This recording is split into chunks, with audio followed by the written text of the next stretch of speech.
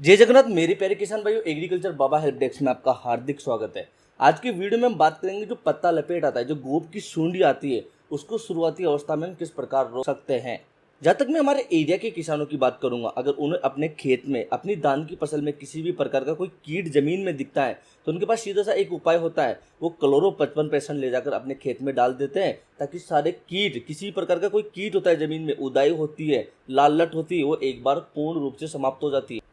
लेकिन इस चीज से उन किसान भाइयों को एक नुकसान होता है, इसका उन्हें लंबे समय तक रिजल्ट देखने को नहीं मिलता और न ही ऊपर की फसल में कोई जरीलापन होता है। अर्थात अगर ऊपर पत्ता लपेट आता है, गोब में कोई सूंडी आती है तो उसमें क्लोरो का कोई रिजल्ट देखने को नहीं मिलता। आज की वीडियो में हम इसी बारे में बात करेंगे कि हमारी धान की फसल में शुरुआती अवस्था में ऐसा क्या डाले कि उसका लंबे समय तक हमें रिजल्ट देखने को मिले और धान की फसल थोड़ी बढ़वार में आ जाए, उस समय तक उसमें किसी भी प्रकार का कोई कीट, कोई इंसेक्ट न लगे। लेकिन मेजरली मैं आप लोगों को एक चीज रिकमेंड करना चाहूंगा, अगर आपके खेत में दीमक की समस्या है मेजर तौर पर, तो आप क्लोरो 10% GR का ही उपयोग करें, क्योंकि दीमक में इन चीजों का रिजल्ट इतना अच्छा नहीं है जिसके बारे में मैं वीडियो में आगे बात करने वाला हूं। अगर आप पत्ता लपेट गोब की सूंडी से परेशान होते हो, आपकी फसल को लगाने के 1 या 1.5 महीने बाद आपको स्प्रे करना ही होता है, तो आपको मुख्य तौर पर जो आप फर्स्ट खाद दे रहे हो उसके साथ ही जो FMC का फटेरा आता है या फिर बहुत सी कंपनियों जैसे PI का कोर्स का आता है, ये टेक्निकल आपको बहुत सी अदर कंपनियों का भी अब देखने को मिल जाएगा।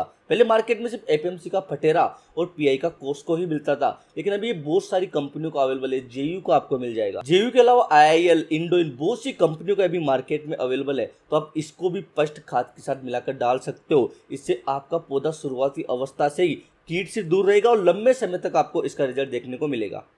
इसके अलावा निचिनो कंपनी का सूर्य, जिसके अंदर फ्लूडामाइड देखने को मिलता है, इसका भी रिजल्ट बहुत ही अच्छा है। ये पौधे में ग्रीननेस देने के अलावा पत्ता लपेट गोब की सुंडी तक भी अपना कार्य दिखाता है, तो आप इसको भी एक बार उपयोग करके देख सकते हो। इसके अलावा आप सिजेंटा का वट्टागो भी डाल सकते हो, इसका भी बहुत ही अच्छा रिजल्ट है। हालांकि थोड़ा महंगा होता है, महंगे होने के कारण इसका रिजल्ट भी आपको लंबे समय तक देखने को मिलेगा। इसके अलावा अगर आपके खेत में लाल लट, रेड वर्म की शिकायत, तो आपको इमीडा 70% डाल देना चाहिए, क्योंकि तुरंत प्रभाव से इमीडा 70% ही लाल लट को खत्म करती है। तो मेरे प्यारे किसान भाइयों, अगर आपको इस प्रकार की कोई समस्या होती है, पत्ता लपेट के आपको स्प्रे करना पड़ता है, तो आप इन चीज़ों को एक बार अपने खेत में डाल दीजिए, अपनी धान की फसल में डाल दीजिए। आपको स्प्रे करने की आवश्यकता नहीं होगी, अर्थात ये जो स्प्रे आप शुरुआती अवस्था में करते हो उसका आपको बचाव हो जाएगा। तो मेरे प्यारे किसान भाइयों, अगर आपको एग्रीकल्चर से संबंधित कोई जानकारी चाहिए तो एग्रीकल्चर बाबा को सब्सक्राइब कीजिए, और तो हमसे सीधे बात करने के लिए हमारे इंस्टाग्राम हैंडल एग्रीकल्चर बाबा पर जाइए और मैसेज कीजिए। जय जय श्री राम।